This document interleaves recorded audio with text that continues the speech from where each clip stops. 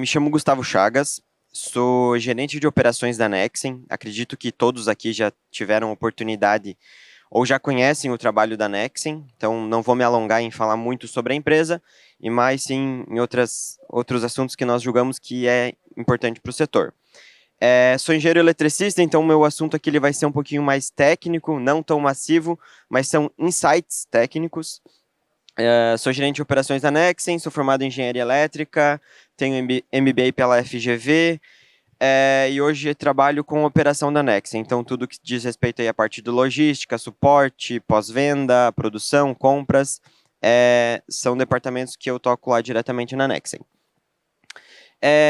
Eu acho que o fórum, assim, por um todo, a nossa função, né, aqui em cima desse palco aqui, é poder transmitir para vocês a maior quantidade de conhecimento ou de ferramentas, ou até mesmo insights, ideias que vão lá na ponta gerar negócios para vocês. Então, hoje eu trago aqui algumas ideias, alguns insights que a gente tem observado muito, não só no Brasil, a gente tem a possibilidade de acompanhar isso no exterior, principalmente Europa, Estados Unidos e Ásia, que são líderes aí no nosso segmento de solar, armazenamento, baterias, né? Então a gente pode pegar os insights que esses países estão aplicando lá, coisas, tecnologias, ferramentas que estão sendo aplicadas lá de uma maneira legal, bacana, para poder aplicar aqui no Brasil também. Então eu vou trazer alguns insights técnicos, tenho algumas ideias aqui que muitas pessoas vão até a Nexen e questionam, né, sobre veículos elétricos, sobre baterias, como isso está integrado com o nosso segmento hoje, né? Como eu, instalando lá, vendendo o investimento de energia solar, tenho sinergia com um cara que vai comprar um veículo elétrico, tenho sinergia com alguém que quer pôr armazenamento. E além disso, né, isso é viável hoje? A gente teve recentemente a normativa do Inmetro que homologou, né, trouxe para nós quais são os testes necessários para os inversores híbridos. Então, muito também se é questionado sobre os inversores híbridos. Então, eu vou trazer alguns insights aqui. Quero que ao final da minha apresentação vocês saiam pelo menos com uma ideia, um insight, algo que vocês possam pensar, poxa, acho que isso para o futuro, ou amanhã, ou mês que vem, vai ser legal, eu acho que eu vou poder aplicar aqui na minha empresa. Vou começar com o primeiro ponto aqui. A qualidade não está muito boa, mas o importante são os gráficos aqui, né? A primeira informação é basicamente é uma notícia aqui da PV Magazine, então é em inglês. Ela nos traz que a Ásia assume a liderança no fotovoltaico flutuante. A gente vê isso em poucos ou raros aplicações aqui no Brasil, mas o que fez com que a Ásia assumisse a liderança nesse segmento? Primeiro ponto, incentivo governamental. Acho que no Brasil isso é um pouquinho mais crítico, né, da gente poder achar que isso é justo ou não é, então é um ponto que fica aí subjetivo. O segundo ponto aqui que fez com que a Ásia fosse líder no armazenamento, na geração em PV flutuante foi a limitação de áreas boas para a produção de energia. E isso eu acho que é algo que a gente pode trazer aqui para a nossa realidade do Brasil. Eu vejo muito, né, o pessoal chega para nós lá e pede, conhecem uma área que tenha fácil acesso à rodovia, tem uma rede trifásica passando e com um custo de investimento de rede baixo. Quero montar uma usina de 75. É cada vez mais raro esse tipo de área disponível a um preço acessível, né? Porque isso vai incorporar o custo do projeto e ao final é um investimento financeiro que a gente está falando. Então, custo de terra, custo de aquisição de área para poder aplicar o PV, ele está ficando mais escasso e mais caro cada vez. Ainda mais aqui na região sul, que a gente tem que muitas vezes competir com o agronegócio. Então, são áreas muitas vezes cultiváveis que a gente tem que competir. E como eu falei, no fim das contas, no fim do dia, é investimento, né? Ele vai fazer conta sobre o que faz sentido ou não. O segundo segundo ponto é o custo dos equipamentos. Então, a gente sabe sim que o PV flutuante ele tem um custo maior para implantação, mas ao final disso, a gente pode ter uma geração mais elevada. Por quê? Eu tenho uma redução na temperatura dos painéis, porque eles estão próximos à água, tem uma ventilação, tem a própria evaporação da água que faz com que os painéis trabalhem a uma temperatura menor. Então, isso vai fazer com que eu gere mais energia e, como eu falei, a gente está vendendo investimento. Gerou mais energia, gerou mais dinheiro para o nosso cliente. Custos de operação e manutenção. Então, a gente não tem algumas intempéries que teriam em outros cenários de aplicação em solo, por exemplo. O índice o soiling, né, que a gente calcula lá no PVSystem, a sujeira dos módulos ela é reduzida, vai gerar mais energia, vai diminuir a necessidade que eu tenho para fazer limpezas recorrentes. E a gente tem, ao final disso tudo, lá na Ásia, um ganho de 30%, né? Na última linha lá, o investidor talvez tenha, né? Cada projeto é um projeto, talvez tenha 30% a mais de ganho no bolso dele. Então, olha só que insight bacana. A gente vê aqui no gráfico aí, né? Em laranja ali, a gente vê a Ásia dominando todo o segmento de PV flutuante e Américas aí com um trechinho bem pequenininho, preto, que hoje é insignificante aí para toda a demanda global que a gente tem.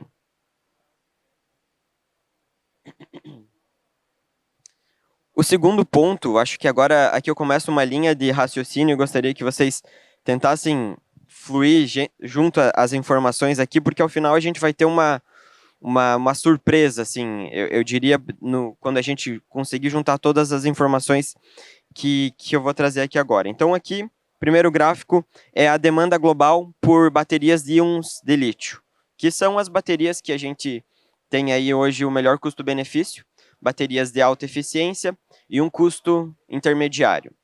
Então, a gente vê que de 2020 a 2021 a gente não teve um acréscimo tão impactante assim, tão grande, mas de 2021 para 2022 a gente praticamente, né, fez aí o dobro ou talvez 2/3 da demanda que nós tínhamos antes, chegando a quase 1 bilhão de tamanho de mercado, né? 1 bilhão de dólares, isso é mercado global. A fonte é o PV Infolink, que é uma companhia global que avalia esses estudos.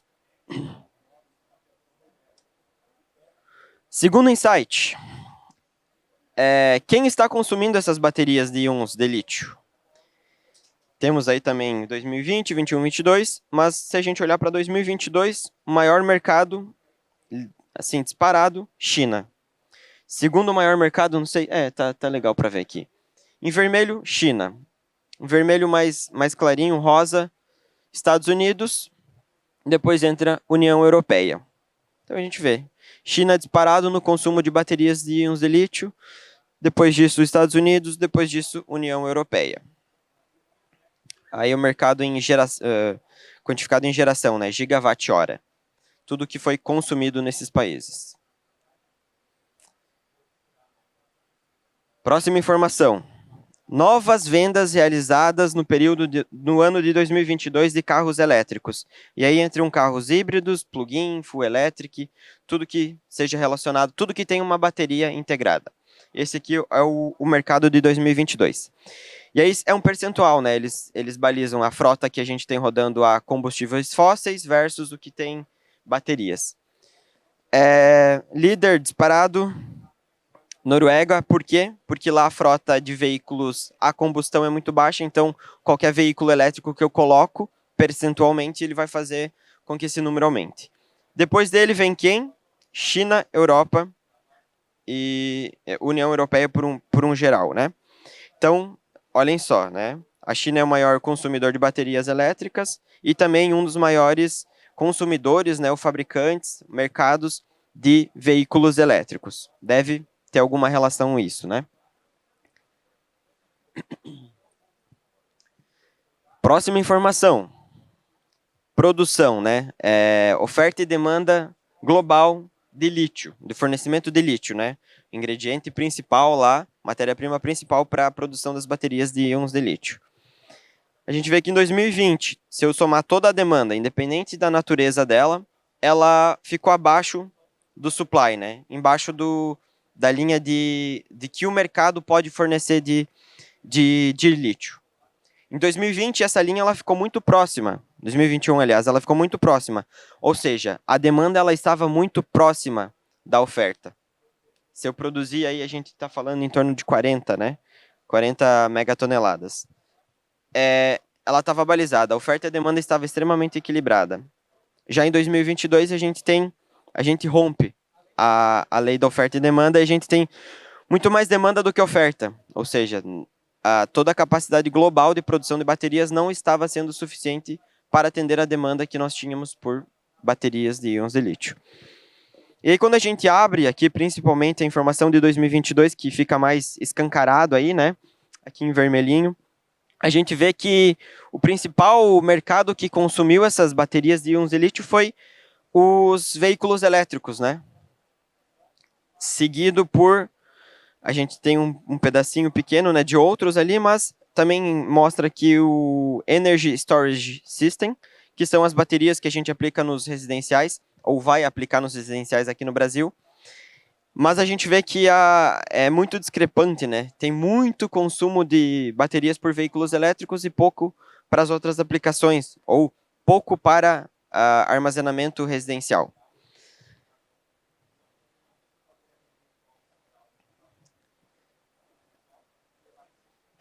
Aqui eu trago a estrutura de custos, né, do profit, do ganho que as companhias têm quando elas estão comercializando baterias.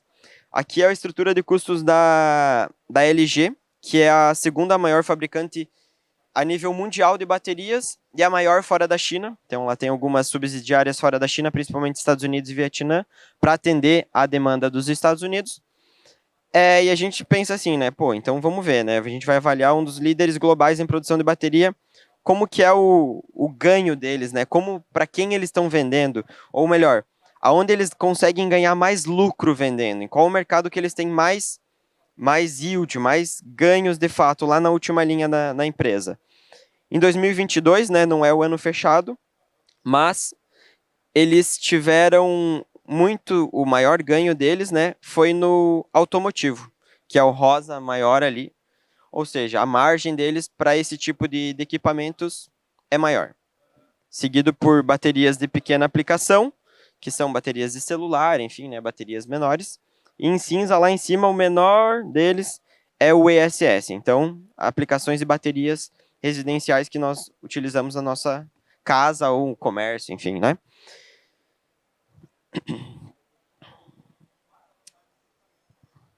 Olha só, aquilo que eu falei, relação oferta e demanda, né? A crescente demanda de veículos elétricos fez com que os preços do lítio subissem. Então, a gente estava até então não tendo capacidade de consumir toda a demanda, toda a oferta que o mercado estava tendo por baterias de íons de lítio. A gente começou uma virada de veículos elétricos e começou a consumir muito mais bateria. E nesse ponto a gente rompeu a oferta e demanda. O mercado vê, pô, estou produzindo 100 aqui e o mercado está produzindo 20. Vou equilibrar meus custos, vou vender mais caro isso. Fez com que os preços subissem. E aí eu pergunto para vocês, né? Como isso pode ser uma oportunidade para todos nós aqui que trabalhamos com energia solar fotovoltaica na geração distribuída aqui no Brasil? Se isso são cenários lá fora, lá na China, lá nos Estados Unidos, na União Europeia. Todos os pontos negativos, né? A demanda global das baterias ela é focada nos veículos elétricos. A gente viu. Consumo é nos veículos elétricos. Os ganhos das fabricantes de baterias é nos veículos elétricos. O mercado está consumindo nos veículos elétricos. A receita, né, das maiores empresas que fabricam bateria vem dos veículos elétricos, das baterias dos veículos elétricos. A maior demanda dos veículos elétricos fez com que as baterias ficassem mais caras por um todo. E, além disso, a gente tem escassez porque a gente não tem oferta para cobrir a demanda, então a gente está ficando sem matéria-prima para produzir as baterias. Como tudo isso pode ser uma oportunidade para nós? Como que a gente vai fazer casar isso, reverter, e por que isso é bom ou é ruim? Vamos tentar desmistificar isso. Curva de adaptação de tecnologias. Então, se a gente pensar que a procura, né, a demanda por um certo produto vai fazer com que os fabricantes investam cada vez mais em tecnologia, em pesquisa, para buscar melhorar o seu produto, isso só acontece se o mercado procura aquele produto. Então, se nós não tivéssemos o mercado de veículos elétricos procurando por uma demanda de baterias, por aumentar a eficiência da bateria, para mim poder rodar com o meu veículo elétrico lá a 700 km sem ter que fazer uma recarga. Se não tivesse tudo isso acontecendo, talvez a gente não teria essa evolução tecnológica que a gente tem aqui. Então aqui tem várias tecnologias, a gente está falando de íons de lítio, né? Mas aqui a gente tem as subcategorias, né? Tem toda a questão da dopagem, enfim, né? E a gente vê que a evolução ela está sendo constante, né? Então a gente vê que cada vez mais as baterias estão eficientes e isso fica nítido nesse gráfico aqui. Tenho 15 minutos. Isso fica nítido nesse gráfico aqui, onde a gente vê a relação do custo e da densidade energética. O custo também é outro ponto, né? À medida que a gente tem a procura pelo mercado, os fabricantes estão investindo em tecnologia, estão investindo em fazer as suas fábricas produzirem mais, a gente tem também a curva ao contrário, né? A gente vê um decréscimo no custo dos produtos. Então aqui a gente vê que as baterias elas estão ficando mais eficientes na curva verde, né? Então no mesmo espaço aqui eu consigo armazenar muito mais energia à medida que eu tenho um custo menor. Ou seja, no fim do dia, né, mais uma vez, eu tenho um equipamento cada vez mais barato e mais eficiente, mais competitivo, de mais fácil aplicação. Que é o principal ponto quando a gente está vendendo investimento para alguém, né? Relação custo-benefício. Além disso, a gente vê outras empresas que não estavam, talvez, no segmento de energia solar, tentando trazer essa energia para o negócio delas. Ou seja, a Tesla, né, uma das maiores produtoras de veículos elétricos atualmente, começando a olhar para o setor de energia solar fotovoltaica, começando aí a produzir inversores. BMW, né, em parceria com a SolarVatt, começando a produzir baterias de aplicações residenciais. Então, olha a sinergia que a gente vai trazendo do setor automobilístico para o setor de geração de energia. Além disso, acho que esse slide aqui é o que acaba resumindo tudo assim o que eu tentei trazer de como a gente está olhando o mercado no geral de baterias e como isso vai trazer sinergia para o nosso negócio aqui de geração distribuída. A gente vai ter uma frota gigante de veículos elétricos rodando e eles precisam de energia para poder rodar. Como que a gente vai abastecer esses veículos, né? Então aqui primeiro é uma pesquisa da Solar Review, né? Um estudo da Solar Review. A gente tem um veículo rodando 14 milhas num ano, como ficaria a estrutura de custos deles, né? Então, a maneira mais cara de eu rodar essas 14 milhas no ano é abastecer com combustíveis fósseis. É claro, isso é uma estrutura de custos não do Brasil, é da Europa, mas a gente pode trazer aqui para o nosso cenário também. Então, se eu tenho um veículo rodando 14 milhas por ano, maneira mais cara de eu fazer ele rodar é abastecendo com combustível fóssil, além da emissão de gás de CO2, né? Gás carbônico aqui, que é a mais poluente. Depois disso, eu posso rodar com o meu veículo aí, sim, elétrico, porém carregando num carregador público. Aqui no Brasil a gente não tem ainda a remuneração, né? Ou não tem isso em larga escala, mas na Europa é comum a gente ter postos de abastecimento onde você vai lá, coloca o teu cartão de crédito, né? Enfim, remunera aquele posto para poder abastecer teu veículo elétrico. É mais barato que o combustível fóssil, mas ainda é uma das mais caras. A terceira maneira é você colocar um carregador na sua casa e consumir a energia da concessionária para abastecer o seu veículo elétrico. Aí eu tenho também a redução das emissões de gases, mas ainda é uma maneira cara, né? Aqui está em torno de 662 euros para poder rodar. E por último, ou por primeiro, na relação de economia, né? A maneira mais fácil, mais barata de eu abastecer esse veículo é colocando um sistema de geração próprio na minha casa. Painéis solares no meu telhado, alinhado com o carregador veicular da minha residência. Então, o que eu precisaria, né? Para mim poder rodar com Tesla Model 3 aí, essas 14 mil milhas, eu precisaria de aproximadamente 5 painéis de 550 watts, mais um inversor, evidente, né? Opa. Consegue só voltar um pouquinho? Aí, isso, obrigado.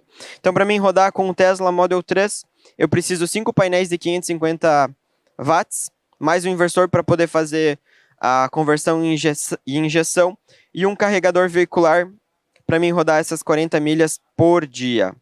Ou seja, eu posso fazer com que a demanda toda que está sendo gerada de energia, a necessidade de energia para abastecer os veículos, ela venha em encontro à necessidade que o meu cliente vai ter de abastecer esse veículo. Então, ele não vai querer abastecer num carregador público para pagar, ele não vai querer pegar energia da concessionária para pagar caro, não. Ele vai querer produzir a própria energia dele, gerar um investimento para ele, para poder abastecer o veículo elétrico dele de uma maneira mais eficiente ainda. Então, aqui a gente nem entrou, eu poderia fazer um plus ainda nisso, né? Aqui no Brasil a gente ainda está engatinhando na questão da tarifa branca, mas ela, nos países da Europa, ela já é mais aplicável, né? A gente tem tarifas diferentes para horários diferentes durante o dia. E eu poderia alinhar isso com a aplicação de bateria, sim. Por que não eu poder armazenar a bateria durante o dia, que eu estou com o meu sistema gerando, armazeno na bateria e à noite, quando eu chego com o meu veículo elétrico na minha residência, eu pego e tiro a energia da bateria da bateria residencial que está lá e coloco no veículo. Aí eu consigo otimizar mais ainda o ganho ou a economia que eu vou gerar para o meu cliente nesse cenário aqui. Então, pessoal, esse era o insight, essa era a ideia que eu queria trazer para vocês aqui, de tecnologias novas, mais voltadas para a área técnica. É algo que talvez hoje está engatinhando, está no início. A gente já está estudando aí trazer mais produtos para o nosso portfólio. É de fato complicado hoje pela estrutura de preço mesmo, né? Para a gente trazer um produto competitivo que faça sentido, mas vocês veem que isso tem muito sinergia com o nosso negócio e daqui a algum tempo isso vai fazer com que a gente consiga impulsionar mais ainda o setor de geração distribuída, aplicando mais um item, mais um produto, mais uma possibilidade de investimento, de economia para o nosso cliente. Queria agradecer pela atenção de vocês, me colocar à disposição. Anexem tá aí para ajudar todos vocês. Muito obrigado.